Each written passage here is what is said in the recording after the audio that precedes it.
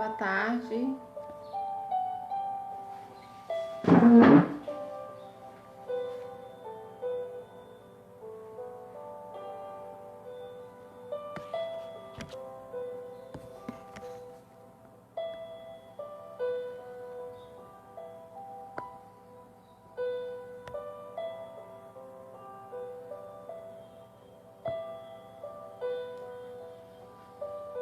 Boa tarde.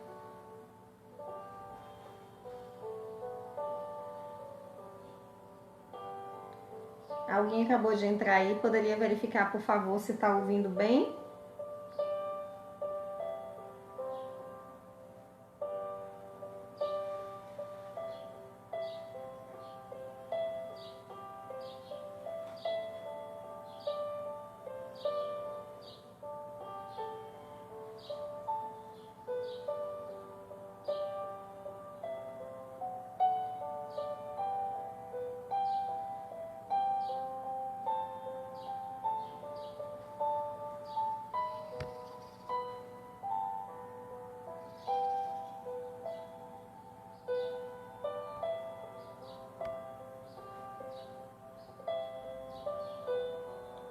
Oi, Van, boa tarde.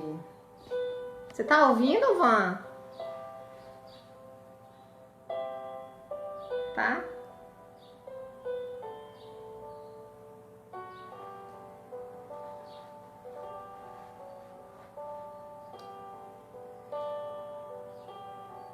Esperar só mais um minutinho para a gente poder dar início ao nosso evangelho de hoje à tarde.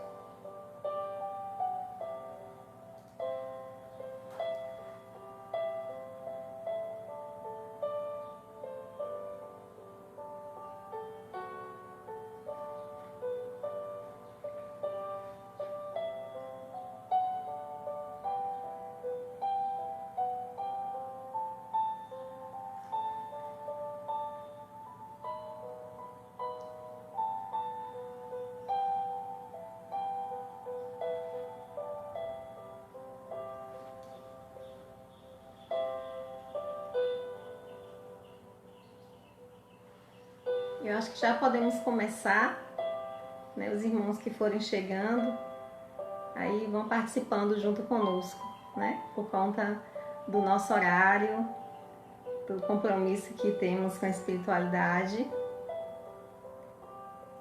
Então a gente já pode estar começando. Boa tarde, Estevão. Maria do Socorro, teve uma outra pessoa que entrou aqui e me passou o nome. Décio, Van. Eu ainda não estou muito acostumada com lives no Facebook. Essa será a primeira vez que eu vou estar transmitindo através do Facebook.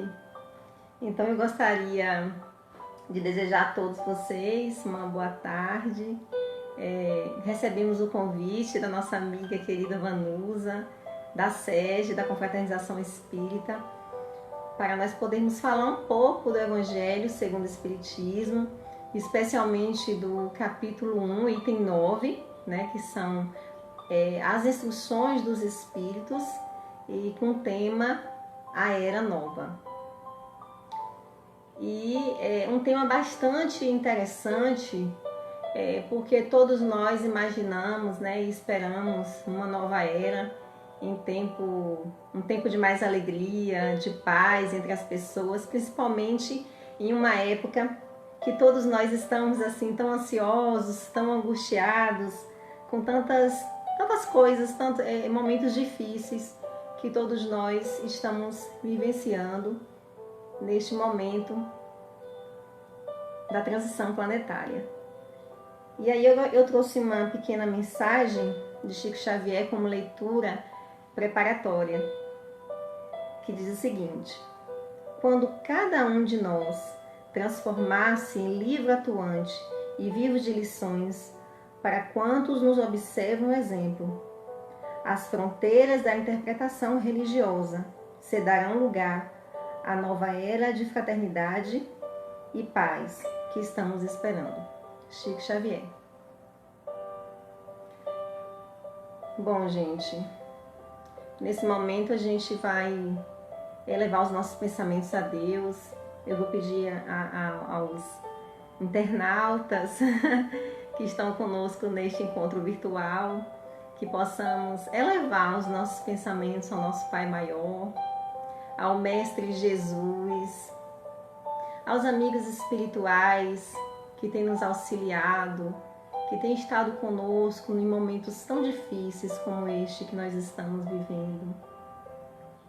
Principalmente porque nós compreendemos que é tão necessário que se faça essa transformação moral dentro do nosso coração e na nossa alma.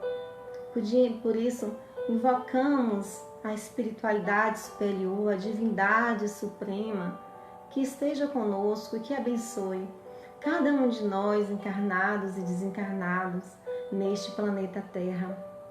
Esteja conosco neste momento, nos ajudando, nos auxiliando, para que o trabalho, para que esse Evangelho possa chegar aos corações de todos os ouvintes. Que assim seja. Magnólia, boa tarde, minha querida. Bom, então a gente vai partir agora para uma lição importante que tem aqui no Evangelho, no capítulo 1, principalmente, antes de começarmos o capítulo 9, que fala o seguinte: eu não vim destruir a lei. Não penseis que vim destruir a lei ou os profetas, disse Jesus. Eu não vim destruí-los, mas dar-lhes cumprimento. Porque eu vos digo, em verdade, que o céu e a terra não passarão antes que tudo o que está na lei seja cumprido perfeitamente, até um único iota e um só ponto. São Mateus, capítulo 5, versículo 17 a 18. E aí, nós partimos aqui para o item que foi nos feito o convite, né?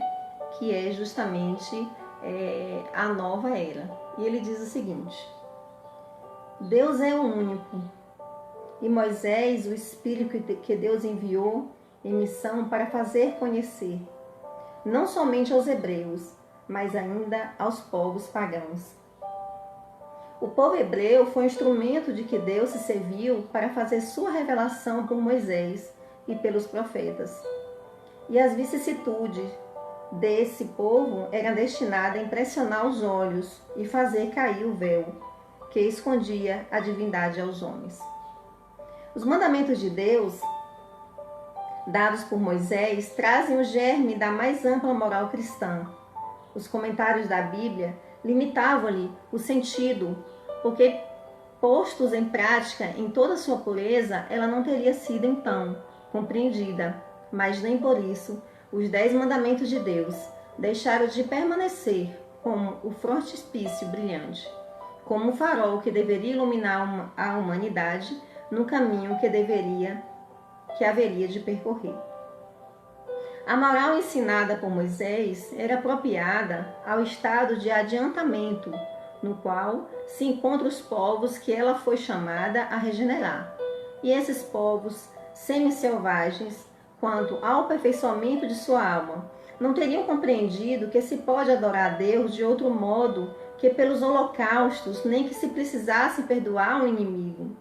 Sua inteligência notável do ponto de vista de matéria, e mesmo sob o das artes e das ciências, era muito atrasada em moralidade, e não se teriam convertido sob o império de uma religião inteiramente espiritual. Era-lhes preciso uma representação semimaterial, tal qual lhe oferecia então a religião hebraica. Assim, os holocaustos falavam aos seus sentidos, enquanto que a ideia de Deus falava ao seu espírito. O Cristo foi iniciador da moral, da moral mais pura e mais sublime, a moral evangélico-cristã, que deve renovar o mundo, aproximar os homens e torná-los irmãos, que deve fazer jorrar de todos os corações humanos a caridade e o amor ao próximo, e criar entre todos os homens uma solidariedade comum, de uma moral, enfim, que deve transformar a terra e dela fazer uma morada para os espíritos superiores, aqueles que habitam hoje. É a lei do progresso, a qual a natureza está submetida, que se cumpre, e o Espiritismo é a alavanca da qual Deus se serve para fazer avançar a humanidade. São chegados tempos em que as ideias morais devem se desenvolver para cumprir o progresso, que estão nos desígnios de Deus. Eles devem seguir o mesmo caminho que as ideias de liberdade percorreram, e que delas eram percursoras. Mas não é preciso crer que esse desenvolvimento se fará sem lutas. Não. Elas têm necessidade para atingir a maturidade, de abalos e de discussões, a fim de que atraiam a atenção das massas. Uma vez fixada a atenção, a beleza e a santidade da moral impressionarão os espíritos, e eles se interessarão por uma ciência que lhes dá a chave da vida futura e lhes abre as portas da felicidade eterna. Foi Moisés quem abriu o caminho. Jesus continuou a obra e o Espiritismo a arrematará. Um espírito israelita, Mulhouse, 1861. Nesse item 1, é claro que Jesus ele veio dar cumprimento ao que está escrito lá no Velho Testamento, né? Os mandamentos de Deus que foram dados por intermédio da mediunidade magnífica de Moisés. Naquela época, né, já continha a semente da mais ampla moral cristã. Era o que Moisés estava tentando fazer. E aí, referente ao item 9, os espíritos, ele vem nos afirmar que coube a Moisés trazer a ideia do Deus único, né, para os hebreus e estabelecer os fundamentos que depois viria com a moral cristã, que viria depois com o Cristo. Passado o tempo, Jesus vem ao nosso encontro e ele amplia os horizontes. Ele nos convida à mais sublime moral,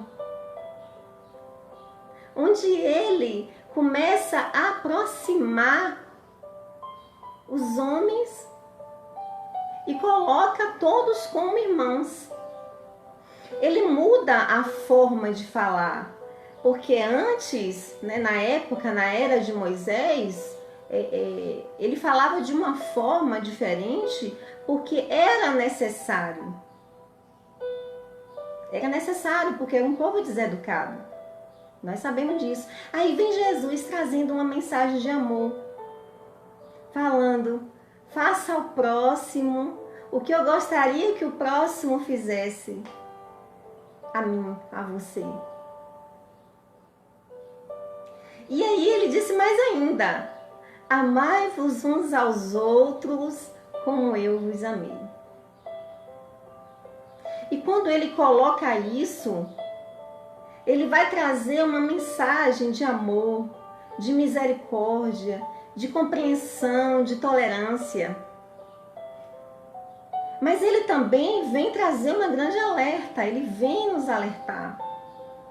Quando ele diz assim, em Mateus, no capítulo 10, versículo 34, eu não vim trazer a paz, mas a espada. E é surpreendente isso, porque muitas de nós ainda não compreendemos o que Jesus quis dizer com isso.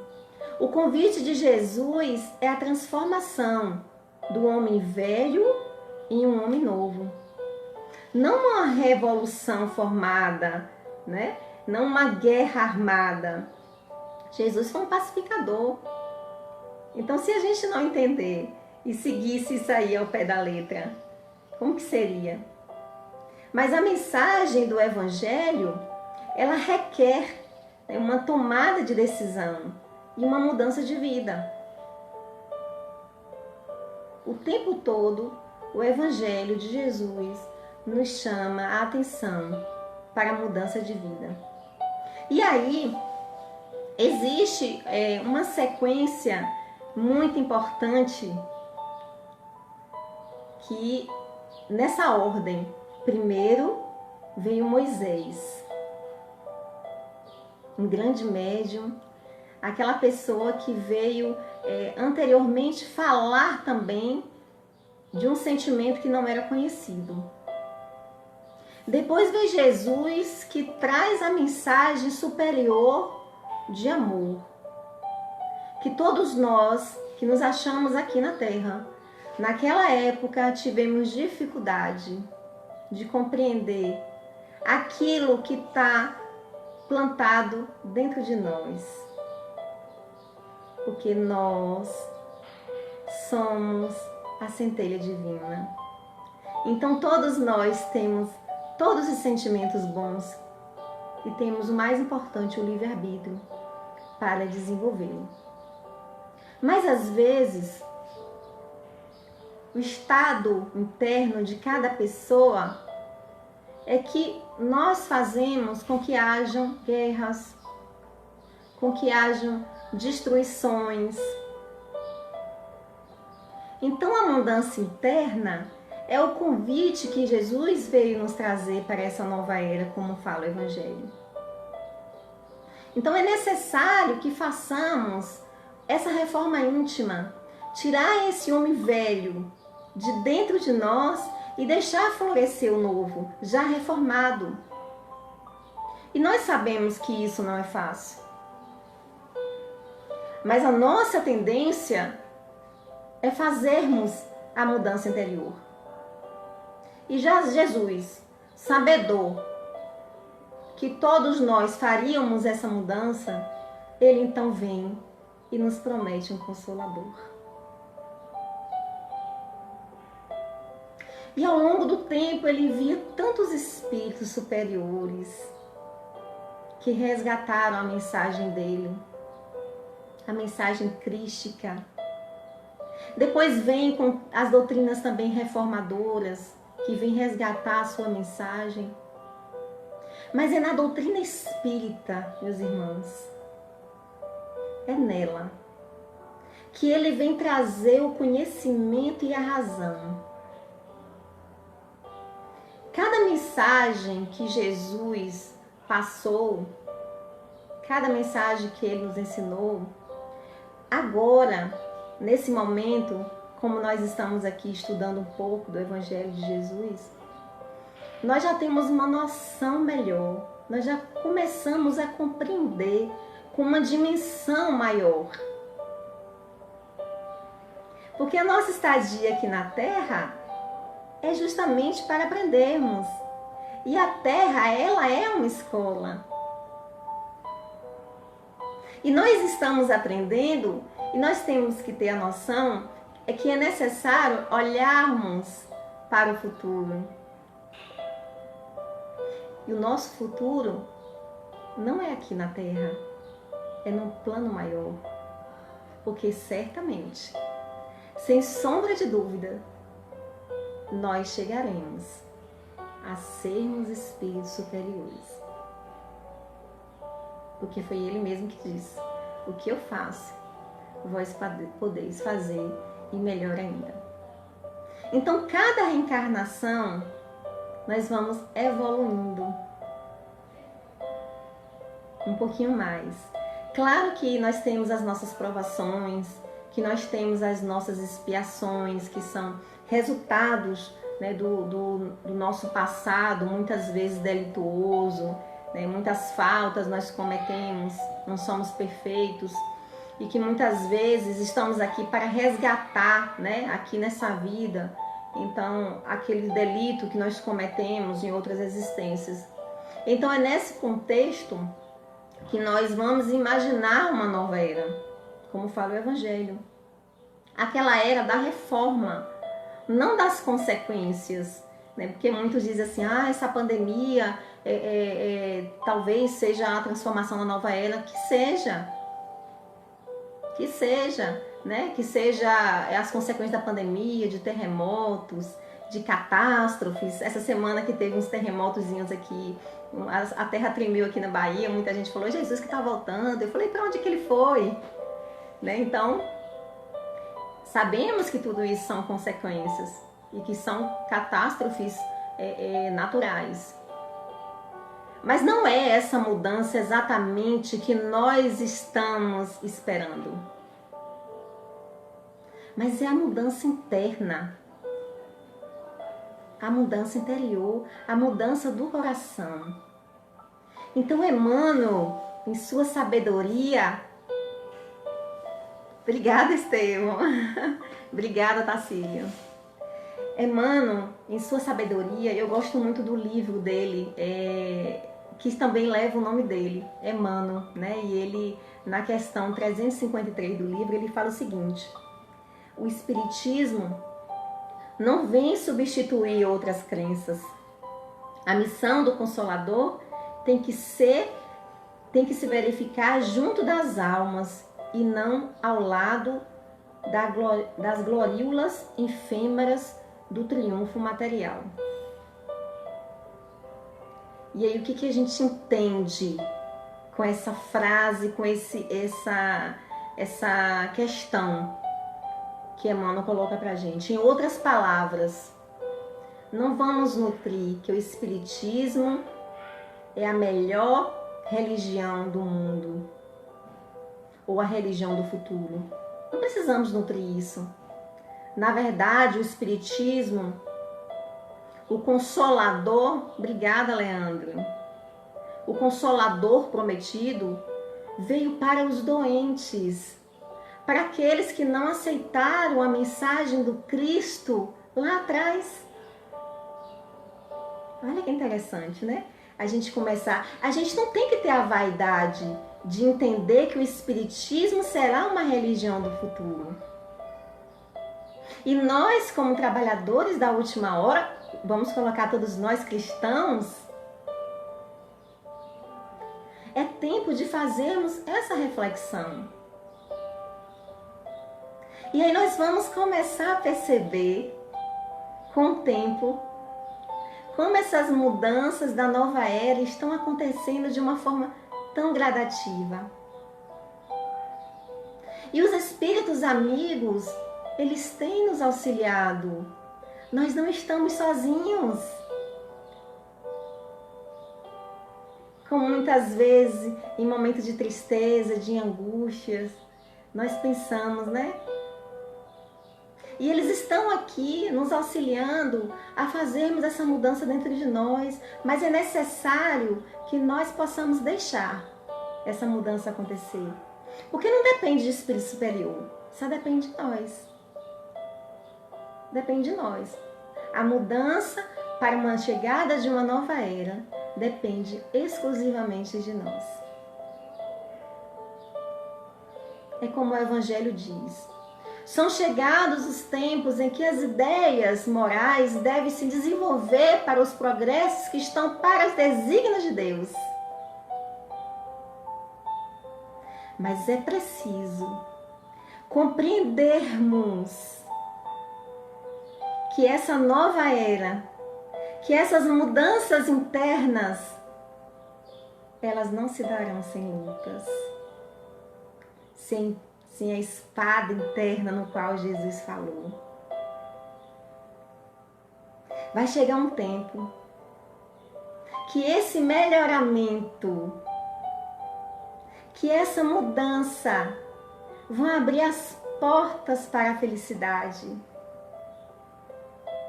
E aí, o espírito israelita, ela fala assim, ela termina dizendo o seguinte: foi Moisés que abriu o caminho.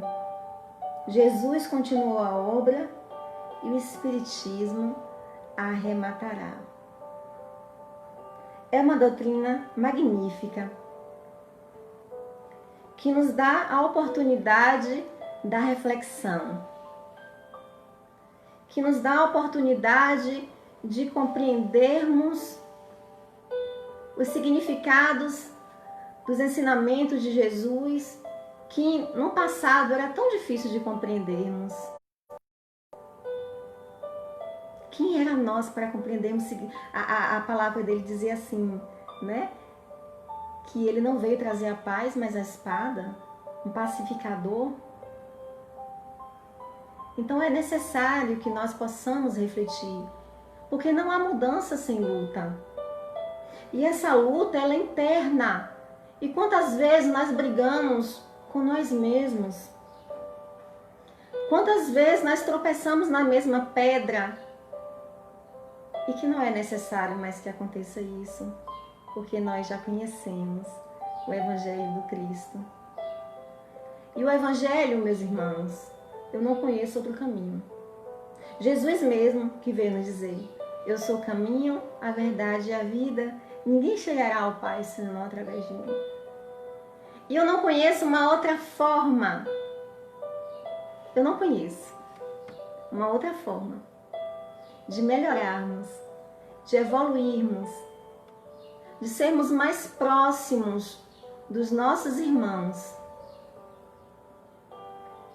de comunharmos como irmãos universais. Oi, Tati, boa tarde! Saudade de você.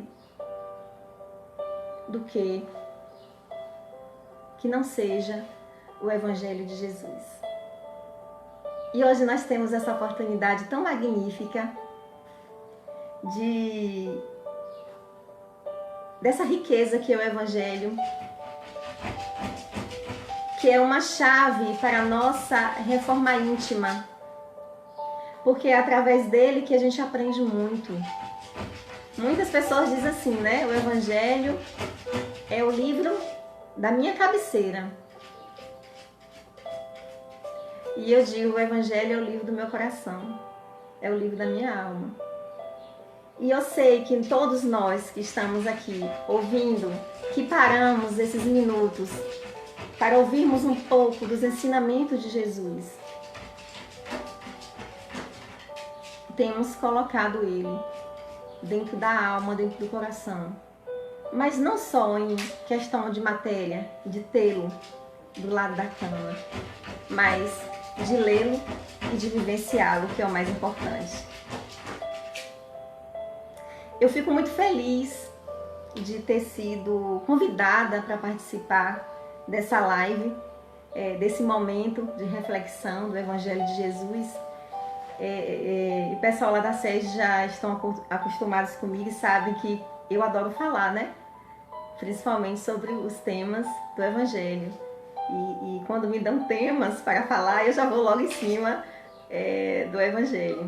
E estou muito grata, muito feliz. Eu não vou poder me prolongar muito, porque eu também tenho um outro compromisso agora, lá no Bezerra de Menezes. Mas assim, deixamos aqui essa mensagem para vocês, desejando a todos um excelente entardecer e uma noite de muita paz.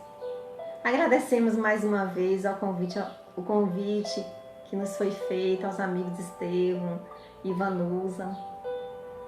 E nesse momento eu convido a todos vocês mais uma vez que possamos elevar os nossos pensamentos ao alto. A Deus, a Jesus, nos apresentarmos à divindade. Obrigada, Estevão. Eu já me sinto em casa. Estou sempre à disposição. Então, o convite é que nós possamos nos apresentarmos à divindade. Então, por isso, fechamos os olhos agora e falamos assim: Pai nosso que estais nos céus, santificado seja o teu nome, venha a nós o teu reino de amor e de glória, seja feita a tua vontade, assim na terra como nos céus. O pão nosso de cada dia nos dai hoje, perdoai as nossas ofensas, assim como nós perdoamos a quem nos tem ofendido. E não nos deixeis, Senhor, cairmos em tentação, e livrai-nos sempre de todos os males. Que assim seja. Obrigada, Mag, vocês também. Eu amo muito vocês. Obrigada, gente. Cheguei ao final do nosso trabalho. Fica aqui a minha gratidão. Me coloco à disposição quando vocês precisarem e necessitarem. Viu? Um beijão no coração. Um beijo. Fique com Deus.